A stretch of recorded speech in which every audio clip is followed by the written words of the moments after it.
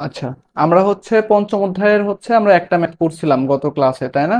আমরা আজকে পঞ্চম অধ্যায়ের বাকি ম্যাথ গুলো করে ফেলবো আর কি। তারপরে আমরা হচ্ছে রাত্রে যে ক্লাসটা হবে 9টা 9:30 থেকে, এই চারটা ক্লাস কিন্তু তোমাদের ষষ্ঠ অধ্যায়ের ফুল বেসিকটা, মানে ফুল বেসিকের চাইতে বেশি কিছু কভার হবে ওখানে, হ্যাঁ।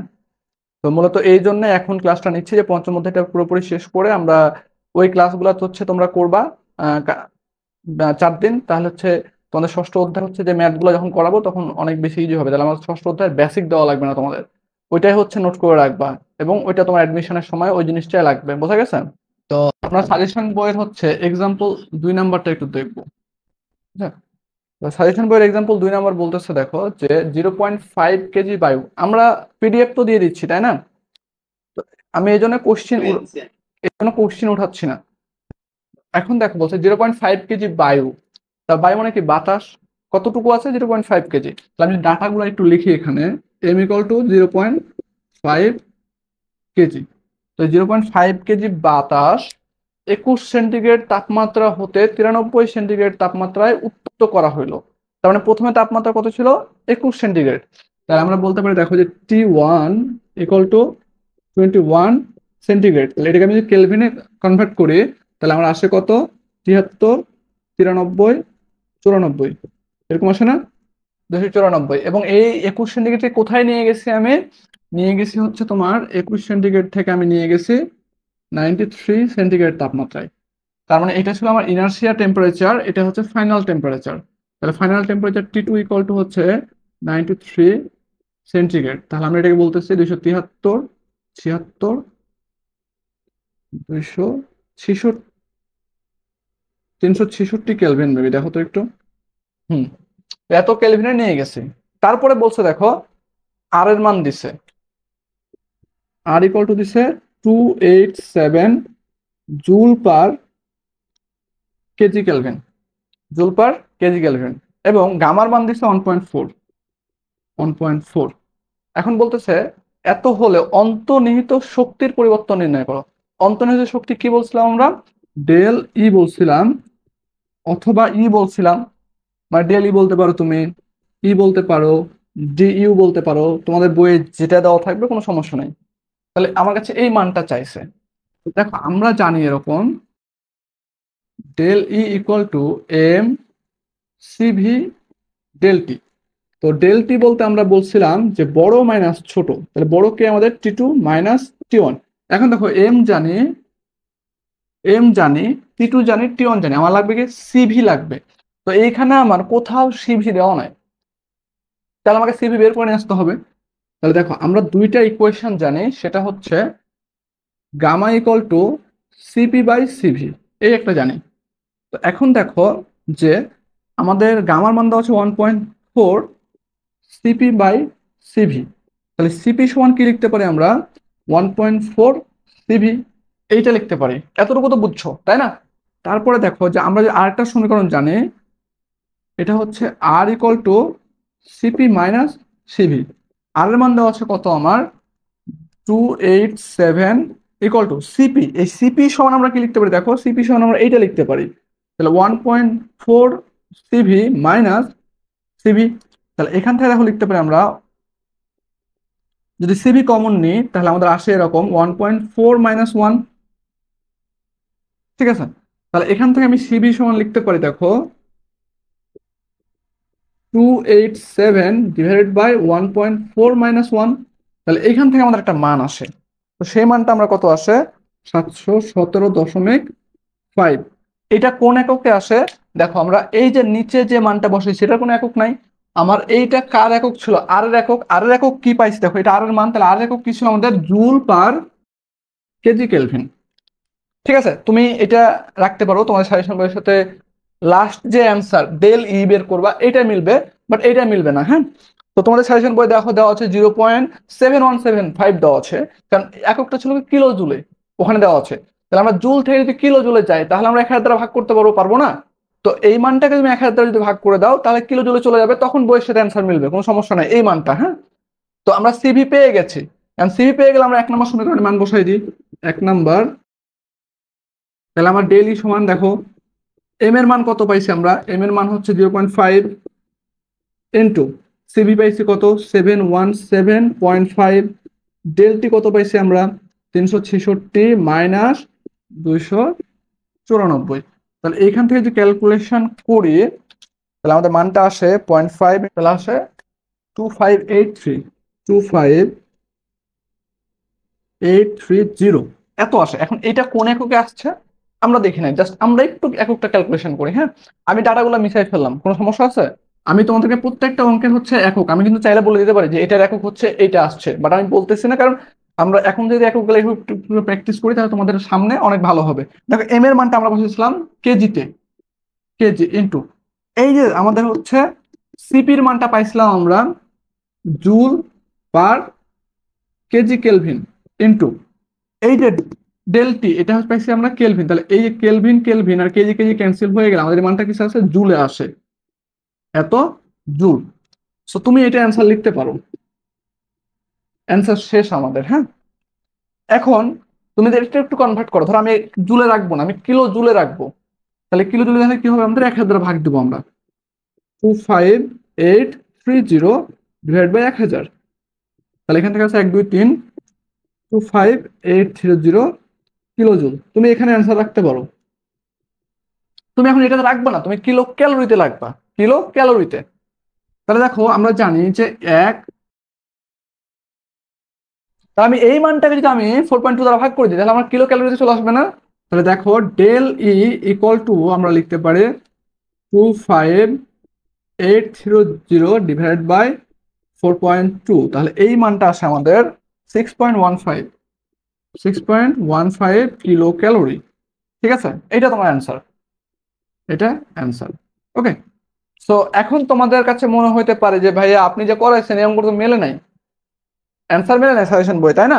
আচ্ছা, না মেলার কারণ আছে। আমি আমি আমি একটু তোমাদের কারেকশন করে দিই। দেখো যে আমাদের যে টাইপ করছে সে কি করছে, দেখো কোশ্চিনে দিচ্ছে কত কেজি ভরের বায়ু, 0.5 কেজি ভরের বায়ু, তাই না? সলিউশন করছে, দেখো সলিউশনে দেখো এম এর মানটা বসাইছে কত 1 বসাইছে, এম এর মান কত বসাইছে, এই জন্য মেলে না। তুমি এম এর মানটা 0.5 দিয়ে করো, মিলবে, এই অ্যান্সারটা আসবে। ঠিক আছে, তাহলে তোমরা কোথায় কারেকশন করবা? কারেকশন করবা যে তুমি হচ্ছে 0.5 যদি এর এখানে বসাও তাহলে তোমার হচ্ছে এখানে পুরা এই ক্যালকুলেশনটা মানে এতটুকু লাইন কিন্তু তোমাকে হচ্ছে কাটাইতে হবে, তাই না? দেন নতুন করে লাইনগুলো হচ্ছে বসাইতে হবে, ক্যালকুলেশন করতে হবে। তাহলে আমাদের সবচেয়ে সহজ কি, আমরা 0.5 কেজি বায়ুর জায়গাতে আমরা 1 কেজি বায়ু দিয়ে দেবো।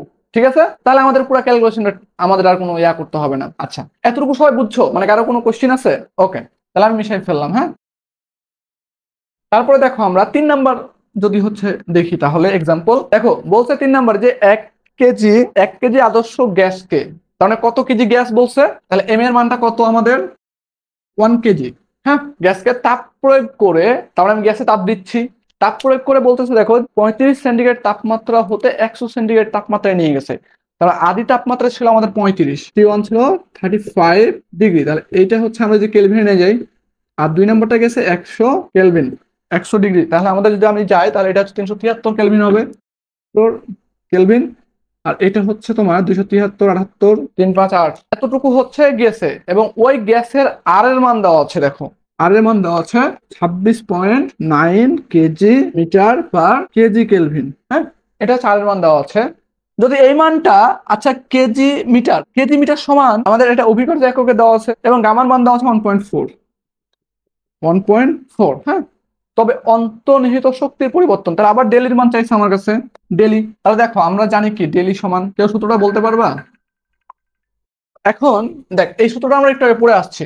এখন এই সূত্রে আমরা দেখতেছি ডাটা থেকে যে আমাদের সবগুলো মানি আছে, আবার সিভি নাই, তো আমাকে এই ফরম্যাটটা কেউ কি বলতে পারবা যে আমরা কিভাবে ক্যালকুলেশন করব? বলতে পারবো কেউ? প্রথম কাটার মতো। তাহলে দেখো আমরা বলতে পারি যে again R equal to CP minus CV. তাহলে আর এর মানটা আমরা কত পাইছি 26.9। এখন আমাদের যেহেতু তারপরে লিখতে পারি আমরা, দেখো যে সিপি মাইনাস সিভি, তাহলে আমাদের এখানে সিপিটা যদি হঠাৎ ফেলি তাহলে আমরা কি পেয়ে যাবো, সিভি পাবো। তাহলে আমরা লিখতে পারি 1.4 সিভি মাইনাস সিভি। আচ্ছা, এই 1.4 কিভাবে আসতো দেখো, আমরা তখন আলাদা করছিলাম, এখন আলাদা করার দরকার নাই, বড় হয়ে গেছো। তাহলে 1.4 ইকুয়াল টু লিখতে পারো, অথবা তুমি ডিরেক্ট এখানে লিখতে পারো যে তোমার সিভি। তাহলে আমাদের এখান থেকে সিভির মানটা আসবে, সিভির মানটা কত আসে আমাদের 67. এটা কোন এককে আসবে, আমি আর এর যে এককটা বসাইছিলাম সে এককে আসবে। তাহলে আর একক কি বসাইছি আমরা, kg metre per kg kelvin. হ্যাঁ, আমরা এই মানটা বসাইছি। এখন আমি একটু তোমাকে আলাদাভাবে নিয়ে যাই, হ্যাঁ, মানে এটা হচ্ছে যখন যেটা পড়াবো সেটা হচ্ছে ক্লাসের বাইরের। আমি এটাকে ধরো জুল এবং কিলো জুল একটু কনভার্ট করে দেখাই, কারণ তোমরা হচ্ছে একক আমি দেখাইছি, তারপর আরেকবার বারবার দেখাই দিছি যাতে এটা তোমার মাথার ভিতর গেঁথে যায়। হ্যাঁ, দেখো CV equal to 67.25 kg metre per kg kelvin. তা আমরা জানি যে আমরা সিপি বা হচ্ছে তোমার সিভি অথবা হচ্ছে তোমার আর এর মান আমরা হচ্ছে বেসিকের দিন বলছিলাম যে আমরা সবসময় কিলো জুল পার কেজি কেলভিনে রাখবো, চেষ্টা করব। তো কিলো জুলকে যদি আমরা ভাঙি তাহলে পাই আমরা kilo newton metre by kg kelvin. তাহলে আমি কেজিকে যদি নিউটনে কনভার্ট করি তখন আমার নিচেরটুকু মিল আছে, মিটারও আছে, জাস্ট কেজিকে নিউটনে কনভার্ট করতে হবে। তাহলে নিউটনে কনভার্ট করতে হলে আমরা কি লিখতে পারি, দেখো যে কেজি থেকে আমরা কোথায় যাবো, নিউটনে যাবো। তাহলে 9.8 দ্বারা ভাগ দেবো না, বলো? সব খেয়ে নিছো আবার, তাই না? Newton metre per kg kelvin, এটাকে যখন যদি কিলো নিউটনে নিয়ে তাহলে আমি এটাকে 1,000 দ্বারা ভাগ দিব। তাহলে 1,000 দ্বারা যদি ভাগ দিই আমি দেখো 659.72 ডিভাইডেড বাই 1,000, তাহলে আমাদের হলো কি kilo newton metre per kg kelvin. আমি এতটুকু সময় লিখতে পারি কি কিলো জুল লিখতে পারি। তাহলে এখানে মানটা আসবে আমাদের 0.6659 kilo joule per kg kelvin. হ্যাঁ, তুমি এই এই সূত্রটা মানে এইটা হচ্ছে আমরা সিভির মান পাইছি, ঠিক আছে? তা আমি হচ্ছে একটু লিখে রাখি ওখানে, দেখো CV equal to 0.659 kilo joule per kg kelvin. হ্যাঁ, এই মানটা পেয়ে গেছি আমরা। আমি এতটুকু মিশিয়ে দিলাম, এতটুকু আমার দরকার নাই, আমি এক্সট্রা অতিরিক্ত আর কি করে ফেলছি তোমাদের জন্য।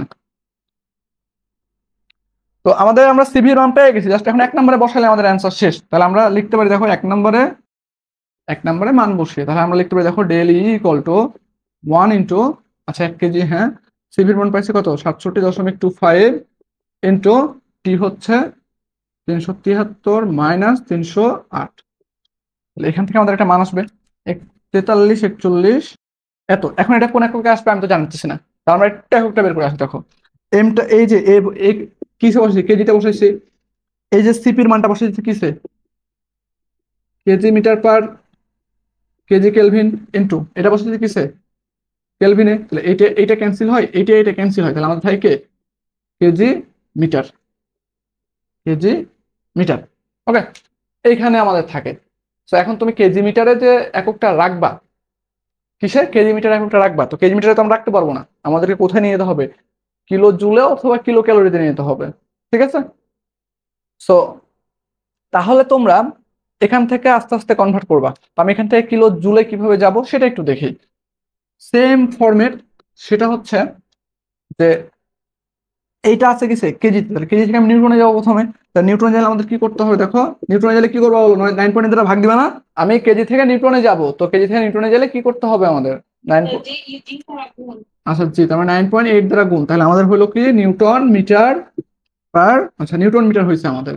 তাহলে এখান থেকে আমি পাইতেছি দেখো নিউটন মিটার মানে কি জুল। তাহলে আমি এখান থেকে কিলো জুলে যাব, তাহলে কিলো জুলে গেলে কত দ্বারা ভাগ দেবো, 1,000 দ্বারা। তাহলে 42.88 এত কিলো জুল। তাহলে আমি এখান থেকে ধরো তুমি এখানে একক রাখতে পারো অ্যান্সার, তুমি এখানে অ্যান্সার রাখতে পারো, অথবা আমি এখন কিলো ক্যালোরিতে যাব, কোথায় যাবো, কিলো ক্যালোরি। তাহলে কিলো ক্যালোরি কি জানি আমরা, 1 কিলো জুল মানে সমান কি 1/4.2 কিলো ক্যালোরি।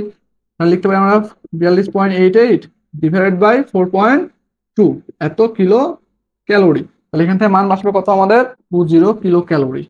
তো তুমি হচ্ছে এইভাবে করতে পারো, অথবা অথবা আরো একটা ইয়ে আছে যে আমাদের এই যে মানগুলা আর বলো সিপি বলো সিভি বলো এগুলা যে কোনো এককে থাকুক আমরা হচ্ছে কিলো জুলে নিয়ে যাবো। আমি ভাই প্রথম ক্লাসে বলছিলাম মনে আছে, যে এই বক্স করে দিয়েছিলাম যে আর এর মানটা এই এককে থাকতে হবে, এটা বলছিলাম মনে আছে না? তাহলে দেখো এখন অ্যান্সার মিলছে না একটু দেখিনি। হ্যাঁ হ্যাঁ, অ্যান্সার যেহেতু মিলছে মানে একটু 19-20 হবে, বুঝছো? এটা নিয়ে মন খারাপ করা যাবে না। তার কারণ হচ্ছে দেখো আমরা এখানে কি বসাইছি, তোমার এই মানটা আমরা এখানে বসাইছি, তো একবারে অ্যাকুরেট ধরো ওখানে আছে কত 10 পয়েন্ট সামথিং, এখানে 10 পয়েন্ট সামথিং, তো এগুলো একটু এদিক ওদিক হবে কারণ আমাদের ফ্র্যাকশন মার্কে যেখানে আমি 9.81 ধরছি 8 ধরছি, বাট আমি ক্যালকুলেশন করছি 9.81 দ্বারা। সেই কারণে মন খারাপ করা যাবে না যে অ্যাকুরেট অ্যান্সার মিলতে হবে এমনটা না কিন্তু। তাই বলে এরকম করো না যে হচ্ছে বইয়ে হচ্ছে অ্যান্সার দেওয়া হচ্ছে এইটা তোমার হচ্ছে আসছে কত, মনে করো হচ্ছে 12 দশমিক চলে আসছে, তাহলে এত বেশি কিন্তু হবে না। আবার ক্লিয়ার, দশমিকের পরে যদি এদিক ওদিক হয় তাহলে কোনো সমস্যা হবে না, বোঝা গেছে? এখন ধরো যে আমি যদি এই মানটা এই আর এর মানটা যদি আমি আগেই কনভার্ট করে ফেলতাম কিলো জুলে, তাহলে আমাকে এখানে এসে এক্সট্রা ভাবে এটা করা লাগতো না, কারণ এই জিনিসটা আমি আর এর এখানে করে আসতাম।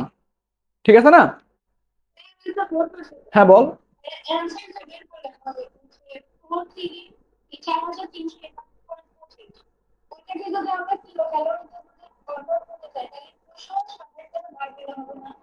হ্যাঁ হবে তো, হবে না কেন? 427 না? এটা কোত্থেকে আসছে? এটা কনভার্ট করে নিয়ে আসছে ওই মানটা, বোঝা গেছে?